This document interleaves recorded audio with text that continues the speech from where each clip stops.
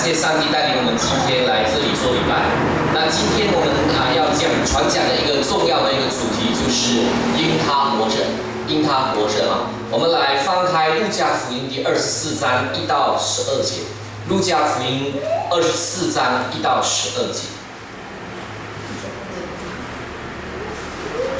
我们整个基督教信仰的一个很重要的一个信息，就是我们的主是活着。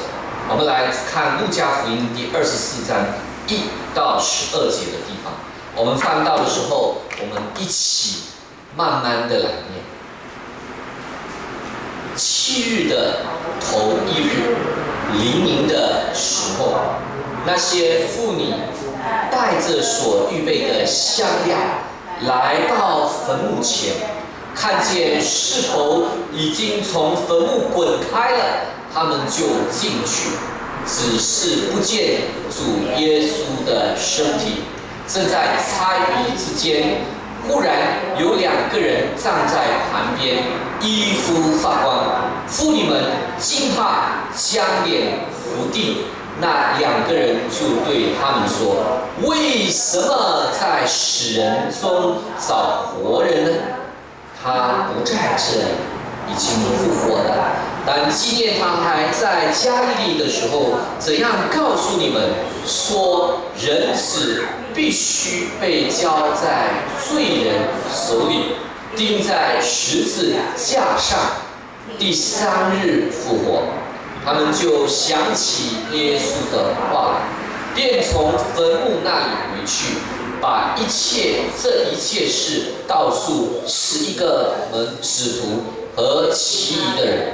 那告诉使徒的，就是抹大拉的玛利亚和耶亚，并雅各的母亲玛利亚，还有与他们在一处的妇女。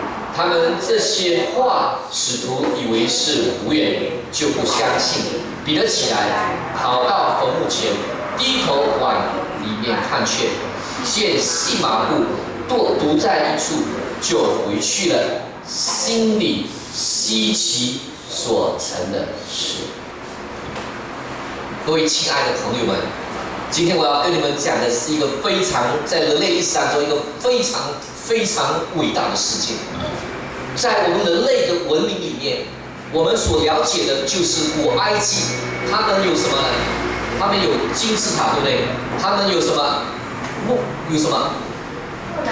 木乃伊，这些都是相信说有一天他们要复活，对不对？他们有复活的观念，在古埃及的文明里面，对不对？但是我们想，这个复活这个事情呢，有没有真的出现在人类的历史的当中？有没有人类真的是死了然后复活过来的呢？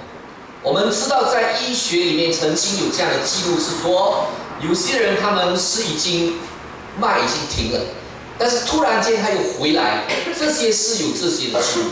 但是后来这些人活了，后来还是死。但是我们今天要讲的就是说，这位耶稣基督呢，他是死里面复活，而且永远活着。他的坟墓是怎么样子呢？空的。所以我在2年前去印尼参加一个复活节的礼拜，那时候有一个牧师讲了一句话，一直在感动着我的心。他说，在人类的历史当中，有许多宗教的领袖，他们的坟墓是什么？有尸体的。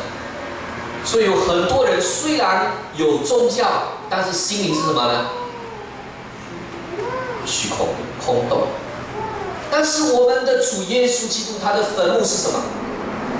他的坟墓是空的。所以跟随他的人怎么样？听怀哥，信靠耶稣基督的人，我讲这句话很重要啊。如我们看到很多宗教领袖，他的坟墓是什么样子？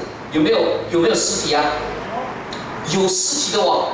但是耶稣基督的坟墓有没有尸体啊？没有啊。他的坟墓是空的。所以跟随耶稣基督人里面是什么？是在的，实实在在，因为耶稣仍然活着嘛。如果泥菩萨耶稣，泥做的耶稣过江自身什么难保？如果耶稣是泥土做的，那他过江怎么样子呢？自身难保。如果我拜一个耶稣就是泥土做的，那我要拜耶稣，耶稣就拜他。你在哪里拜耶稣？这边拜耶稣，做一个木头耶稣，我就拜耶稣。如果我们那个地震来了，如果我们的水来了，那个泥耶稣掉下去，他自身都难保啊，有没有啊？那我还要不要这个耶稣？没有办法了，一无法度，他自己本身都无法度了，他自己都没有办法，那我怎么样？我也没有办法，对不对？那耶稣基督他的坟墓是什么样子呢？空的，所以我们的心灵是什么？实在今天我们读的这段圣经经文里面，告诉我们，在第一个复活节，那个复活节是在什么时间？就是在7天的第一天，好像今天这样子。这一天，在很早很早的时候，就有一群的妇女呢，就预备到这一个的地方的所在，因为在3天前，他们所爱的一个人叫做耶稣。曾经无辜的被一群宗教的领袖给迫害，死在十字架上。因为所有宗教的一些的行为，在耶稣基督的身上显得非常的体现。没有东西吃的时候，耶稣可以把这个5饼喂饱几千个人，还有剩。当有人家眼睛瞎的时候，耶稣有办法使他瞎眼的看见；当有人耳朵聋的时候，耶稣基督有办法使聋眼的能够得到听见。身上患了麻风病，你懂麻风病是什么？麻风病就是人家看到都怕啊，走掉啊，怕。耶稣怎么样？都把这些麻风病，那个人们根本不想接近的人呢，去接近他，而且去医治他，把他干净了。还有那些不能走路的人，怎么样子呢？他让他们可以行走。这位耶稣奇妙吗？真的奇妙。所以我在儿童的时候就唱过一首诗歌：奇妙，奇妙，真奇妙。耶稣基督真奇妙。所以我们就讲耶稣基督何等的奇妙。他们在7天的第一天呢，就预备去看他们所爱的耶稣，因为他们所爱的耶稣已经死了，所以他们就想要去过什么？身体，要擦他们的身体，要擦耶稣基督的这个什么呢？身体。耶稣基督呢是在星期5的时候被抓的，然后到了星期5下午的3点呢，耶稣就断气，然后赶快呢就要安埋了，因为在星期5的6点到星期6的6点，就是他们不可以做工，也不可以埋葬时间，所以星期6点过了。大概也不太方便去坟墓，但是在礼拜天，他们就赶快去坟墓，而且在黎明早上要去找耶稣，要去把耶稣的身体呢给他擦，对不对？就要准备拿香料去擦的时候，当他们来到了他们所期待要看耶稣的坟墓的所在的时候呢，以前的坟墓。在耶稣基督的坟墓不是说埋在地里面的，是一个洞，然后给他身体包了，好像放在一个床上面这样子啊，它是一个洞。那但是他们发现到那个狮头洞怎么样子呢？滚开了哦！原本有罗马兵丁看守的这个狮头洞呢，已经滚开了哦。他们就怎么样子呢？他们就赶快进去嘛，只是看见耶稣有没有在啊？耶稣的身体不见了。各位亲爱的，如果你有一天你的亲人过世，你埋了，然后呢，你突然间你有一天再回去看，要去拜祭的时候，发现这个墓碑走掉了，那个棺材进去看的话，棺材里面没有人了，那你怎么样呢？你就怎么样？哇，那个时候你真的是不知道怎么办了对不对？棺材。对啊，用今天的话说，棺材啦，没有了，我怎么办呢？你就不知道会给人偷掉还是什么样子这些妇女们在看的时候呢，心里面就猜到底发生什么事情。因为在第4节说，正在猜的时候，因为他们也曾经应该有记过耶稣说他会复活，他们在猜疑的时候怎么样子呢？忽然有2个人站在旁边，衣服发光，那很可能是天使对不对？怎么样子呢？就妇女们就看见这个，如果你看到衣服发光，你在坟墓里面坟地场看到有2个人衣服发光，你会怎么样？吓得半死嘛这个人他们也是非常的惊怕，而且就俯伏在地上，那2个人就对他们说什么呢？为什么要在死人中找活人呢？很好，原始帮我们念了。为什么你要在死人中找活人？意思说耶稣是活人还是死人呢？耶稣是活人，为什么你在死人中来找耶稣基督呢？耶稣在哪里？第6节说他不在这里啊，他在哪里啊？他复活了，他已经复活了。而且你应该要纪念，当他在加利利的时候，怎么样告诉你们？就是说他曾经在一个地方，就是他们常常传道的地方说，耶稣有说他有一天要复活，好多次在讲这个事情，对啊。说圣殿拆毁了，第3天要建立起来，他指的就是他自己的身体。耶稣死了，然后他复活了，这个在人类的历史当中，这个是非常非常非常伟大的事件。是的，在第7节里面把耶稣曾经说过的话讲了，耶稣必须要交给在罪人的时候钉在十字架上，然后第3天复活。然后他们想到这件事情的时候，第8节说他们就想起耶稣的话来了，然后他们还没有继续留在坟墓等耶稣啊，没有，他们便从坟墓那里回去了，然后把他所有的事情都告诉那些灰心失望的学生跟使徒们。你看，首先去坟墓看的，并不是他11个使徒，对不对？而是这些爱耶稣的妇女。妇女们啊，迎亲姐跟应家姐算是已经受洗的基督徒。妇女们在圣经当中扮演着非常重要的角色。有没有发现？很多时候，妇女呢是比弟兄呢更敏锐的。有没有发现？他们爱主的心是更单纯的，对不对？我也是弟兄啊。但是我要讲，很多时候姐妹的灵性不会输给我们弟兄，只是上帝还是要让弟兄做教会领导的工作，所以弟兄也要兴起来。那么姐妹们呢，她们就很体贴耶稣，所以很多传道人都发现，当他到一个地方的时候，很多时候爱主的姐妹呢，都首先关心他们。所以我们看见耶稣呢，也是呢，妇女们要去找，然后呢，就把这些消息告诉谁呀？再告诉他11个使徒，然后我们就在第10节里面认识到说，去告诉他的是谁？有抹大拉的玛利亚和约亚娜，还有雅各的母亲玛利亚，还有与他们一处的使徒。那耶稣他已经复活，这由妇女告诉这些学生，你说这些学生有没有接受啊？有没有一下子接受啊？偷以为说你胡说八道。你讲的一派胡言！我跟人家传福音，跟人家讲耶稣复活，因为我曾经邀请人接受耶稣嘛。那你知道我每一次讲福音，我都会用3元福音背经布道法的福音讲述。有时候我是背起来的，有时候我是拿那个册子给你们看。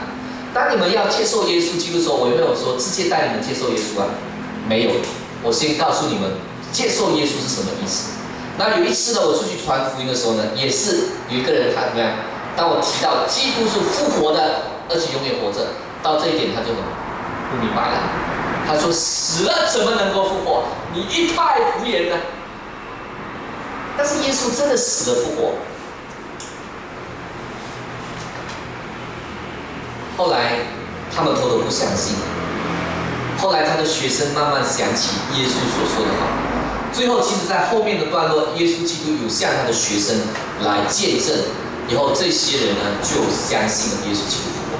你们记得吗？当耶稣基督被抓拿的时候，彼得在哪里？彼得曾经3次的不认耶稣基督，但是第3次他不认主耶稣基督鸡叫的时候，他就痛悔了，他就后悔，对不对？在耶稣钉十字架的只有最年轻的约翰，在耶稣十字架下面，在照顾做耶稣的母亲玛利亚，其他的10个学生全部离开了。当然，犹大更是出卖耶稣。我问你，如果耶稣没有复活，你说这些门徒们还有没有力量在传讲耶稣？耶稣如果不复活，他的学生要不要传扬耶稣？早都回去打鱼了，做以前的工了，对不对啊？因为耶稣被抓的时候，他就走掉了。比如说啦，如果这个教堂被关起来，传道被抓，应家姐也走掉了，那迎亲姐也不在了，兰陵姐妹也不在了，你们还要不要说要信耶稣啊？你们是还要信耶稣吗？要。赞美主，表明你是坚定信耶稣的。那我很高兴听到这句。如果你还不是很坚固的，也许你就怎么样子呢？不来了，就不信耶稣了，很可能嘛，对不对？那当然我们不是主，很高兴的。为什么呢？你们如果今天把它关起来，你们还是怎么样？还是信耶稣，表示你是真的基督徒了，对不对？其实你们来这里也不是信我，是信谁啊？信耶稣基督。那我们要讲的就是那个时候他的学生们完全就离开他了。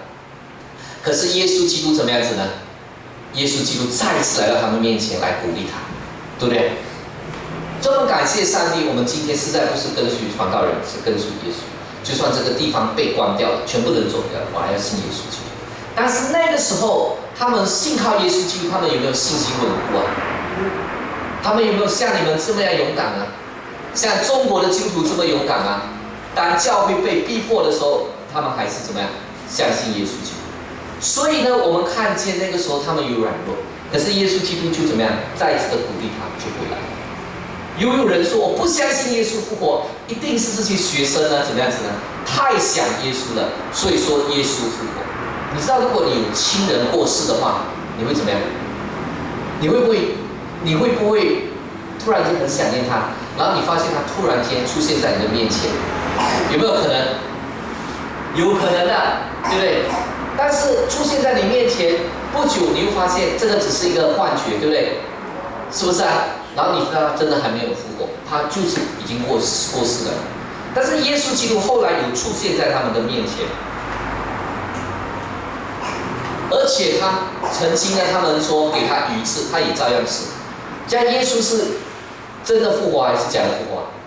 真的复活，然后呢鼓励他们，他们就有力量，然后继续的为耶稣基督做见证。那我要再跟你们讲的，就是在圣经告诉我们说，你知道罗马兵丁做什么见证吗？他说，因为他们本来是在看守着耶稣的坟墓嘛，但是罗马兵丁说，哦，我们睡觉的时候呢，耶稣的身体被人家偷掉了，可以不可以啊？如果你睡觉的时候发现你在看这个东西，他去被人家拿走，你要不要起来等跟他拿掉啊？一定要拿掉的吗？还有最重要的是，睡觉怎么知道啊？睡觉就不知道了嘛哈！哎呀，他们要讲骗话都讲得不好嘛，对不对啊？讲骗话反而为耶稣基督做见证，有没有发现啊？所以呢，耶稣基督他不是幻觉，耶稣基督他是真的复活的，然后鼓励了我们。有一个人，名字叫做保罗，这是后来发生的事情，在《使徒行传》里面告诉我们说，他起初呢是逼迫那些信耶稣的人，后来耶稣已经死了、复活了、升天了，再下来向他显现，他有大光照他。他说什么光照我？他说我就是你逼迫的拿撒勒人耶稣。然后他就眼睛就不能够看见。后来上帝带领他，让他重新看见，重新知道耶稣基督是死里复活，是真的神，所以他就信靠他。你说光传道，我怎么知道耶稣基督真的从死里复活？有一首诗歌说：“我相信一位复活主，他今天仍然活着。”你问我怎么知道耶稣今天活着呢？因他住在我的心里。从客观的事实、理性的推理，我刚才跟你们讲的都是这一些。从实际的经验，你知道耶稣住在你的心里，使你活着。我常常在信耶稣的过程里面，我有很多不明白的地方，但是我深深经历这位圣经所说的耶稣真的与我同在，安慰我。当我烦恼的时候，当我知道有罪恶的时候，耶稣基督生命。我实在有亲身的经验，加上这个不改变的圣经历史事实。虽然我有很多不明白，但是我仍然继续相信耶稣。我常常跟天父上帝祷告，说什么？我常常跟主耶稣基督说什么？主啊，你有永生之道，我还要归谁呢？圣经说，主耶稣基督来，别无拯救，因为在天下人间没有赐下别的名，我可以靠着我救。复活节给我们看见，耶稣是活着的，而且永远活着。有一个很伟大的哲学家叫做帕斯卡，他说，我们上帝造我们的时候，当我们人类犯罪的时候，好像我们的心灵有一个空洞，对不对？就造我们的时候，好像心里有一个空洞，只有谁能够填满这个洞？耶稣基督才能够填满。所以各位亲爱的朋友们，耶稣到底跟所有的信仰有什么不同？志成哥，耶稣基督到底跟所有的信仰有什么不同？耶稣基督是活着，而且仍然活着，而且要活在你的心中。你说耶稣在我里面活，那我在哪里呢？我们让他跟我们一同活，而且呢，我们让他来管理我们的生命。有一次晚上，我早上做的礼拜，下午我去嘉义卫礼堂也有侍奉，应该也有讲道。然后我下午回来，大概4点钟也有讲道，5点半也有讲道。哇，我第5场的时候有点累了啊，那我就祷告上帝。我洗个脸呢，我突然间我感觉有力量了。主与我同在嘛，对不对？主正活在我的里面，带领我，给我能力。而且我发现那个晚上我讲的呢，最精彩的就是晚上来讲，最累的，但是讲的最好。为什么呢？不是我可以做什么，而是那个活着的，在我心里面的那个耶稣可以带领我。我是传道，所以我举一个我自己传道的例子，你也是可以这样，对不对？有些人我们很讨厌，但是耶稣基督在里面，你就有力量去爱他，随时被转化。好像你的生命有一个转化器，就是耶稣在里面转化，因为他活在你的心中，因他活着。当你有害怕的时候，又有耶稣住在你的里面，所以你就怎么样？你就让他转化，怎么样子呢？让你面对这些的痛苦。这个我们这里面呢，现在还要照顾孩子的是谁？是蓝雨妈妈嘛，哈。蓝雨妈妈教导孩子很容易吗？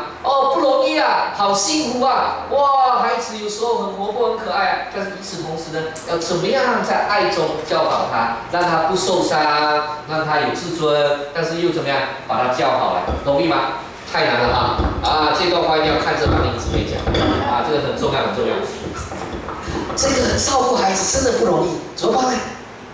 你说主耶稣，我让你活，不是我自己用我的本领、我的爱心，是耶稣那个无条件的爱。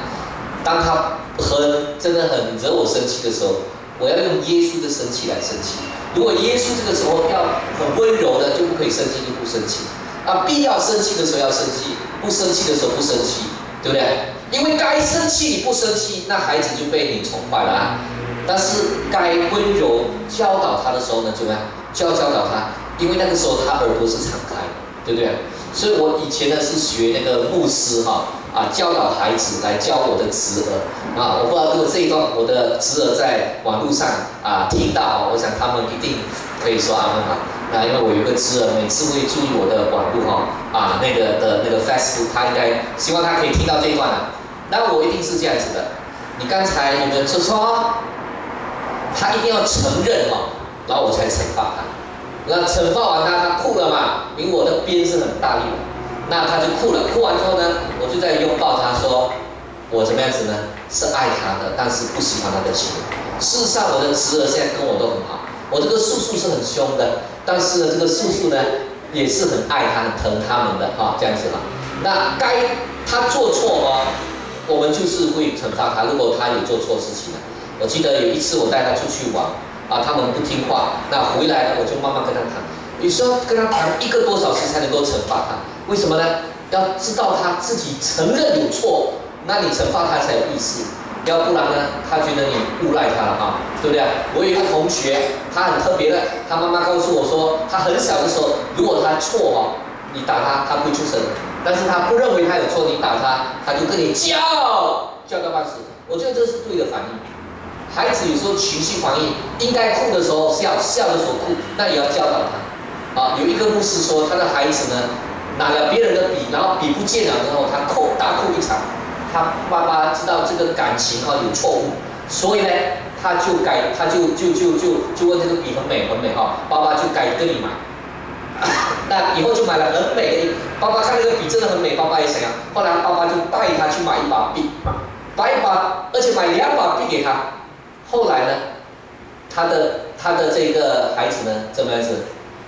他他的孩子哭，他爸爸叫他不要哭，因为这不是你的笔，你不见了就不是你的。后来他买了一个笔，后来真的又不见了。这个时候他哭呢，爸爸说：“你哭对了，你这个时候应该哭，因为是你的笔嘛，你不见了你要哭，那你以后要想要怎么样来保护？那今天该哭的时候有时候不该哭，该笑的时候又应该笑，那就是有感情问题了。”感情问题要从小就教起，所以呢，他就教导。那这是一个牧师，又是一个博士我觉得他讲得很好。就是我们怎么带哈，这个不容易。蓝云姊妹其实是一个老师来的，她是教了很多教育学。那现在是要从圣经的眼光怎么样去教导孩子，那又是一番功夫哈。那求上帝赐福哈，家庭的力量，很大的爱心我看见啊，但求神加上智慧。那因为耶稣活着，我可以应用圣经，让耶稣在我里面怎么样呢？来教导孩子。我们也祷告让耶稣在那里面，对不对啊？是不是啊？所以有一些人你们讨厌的，也要让耶稣来带领，好不好？一林哥，那耶稣在我们里面来去爱那些不可爱的人，好不好啊？好不好？是不是啊？好，听完歌，我们用耶稣的爱去爱不可爱的人，好不好？因为耶稣仍然活着哈。我想耶稣是怎么样子呢？是活在我们的当中哈。所以我们今天的应用呢，就是怎么样呢？在我们的日常当中、生活当中，当你遇到困难、遇到挑战的时候，你说谁活着啊？很好。那我很喜欢新常讲耶稣，他讲的耶稣就是那么的真实，那么的可爱。对不对？那么真诚，对不对？因为耶稣怎么样？活着。来，我们一起来讲，因耶稣活着，因耶稣活着，我可以面对明天。我可以面对明天。生命充满了希望，生命充满了希望。因耶稣活着。因耶稣活着。赞美主耶稣哈，我们感谢主耶稣。好，那我们来祷告。亲爱的天父上帝，我们何等感恩你带领我们今天敬拜的时间。主啊，我们求你的圣灵去在我们里面感动我们，带领我们实实在在认识耶稣活着。祝福我们每一个朋友在这里，更经历耶稣，更认识耶稣，信靠耶稣，永恒的生命。奉靠耶稣基督的祷告。好，接下来呢，我要为你们做报告哈，那就是等一下呢，我们就预备呢完了的时候，有去高雄的朋友呢，你们就留下来啊，跟我们一起啊。大概我们就要出去呢，先用个餐，然后呢，准备呢怎么样子呢？比较晚的时候呢，12点半，我们再从这里出发啊，先吃一个饭啊，然后我们准备一下。那你们要吃药的人，你们都要带着，有没有带药？有。啊，我们如果有什么要吃的东西，两个药的药都带。好，就是。那我也要吃药啊，我也是有药要吃，对不对？因为我有山峰，还有我有药要这个保养啊。每个人都需要维他命哈。那你的维他命跟我的维他命不太一样哈。那每个人都可以。那另外一个方面呢，就是今天你们可以看那个周报哈，就可以有这个我们的消息哈，教会的消息哈。那今天晚上呢，我们会在7点半以前回到来啊，我们会提前回来，我们7点半以后回来。有一些人今天没有做到礼拜的呢，我们让他们有机会来享受复活节的喜乐啊，不是我们只有这几个人的，对不对？我们一样。那复活节呢，我们母堂加优礼堂呢，送给我们很美的复活蛋，对不对？里面还有一些鼓励，好像我这边里面看到还有一些经文可以成为你的鼓励。那这个蛋呢你要注意了哈，它做的非常非常的美，还有一个卡哈，我们感谢上帝。那加油礼堂大概送给我们50份，那14份左右在星期四，我们星期13份我们已经发了给协同的孩子，还有另外30多份，那今天送来，那我大概是跟他们讨35份早上，他们有这样的爱心，我们感谢上帝。那这个复活蛋是代表什么呢？代表主耶稣基督已经复活了，是有个生命，有个盼望，所以你今天吃个复活蛋，你也是很有盼望啊。那你们也可以看这个我写的文章做一个基督徒是什么意思？那你这边里面有说，基督徒就是门徒的意思了就是耶稣的学生。所谓基督徒就跟随耶稣，做耶稣的学生是什么意思啊？基督徒就是门徒，门徒就是信徒。你不能说我是基督徒，但是我不是门徒；我是信徒，但是不是门徒。如果你不是门徒，你不是耶稣学生，你从头到末了，你都还不是耶稣的信徒，耶稣的基督徒那我们就是这样来思考耶稣基督。接下来，如果你已经是基督徒的话，你要奉献给主耶稣基督，你要奉献给上帝，不是上帝期待，上帝需要你的钱，而是你需要透过奉献来表达上帝对上帝的感恩，也是你领受上帝祝福的机会是不是啊？所以呢，我们就可以这个来收奉献。我们请迎亲姊妹跟应家姊妹我们来收两边那么你们准备一下可以来收奉献。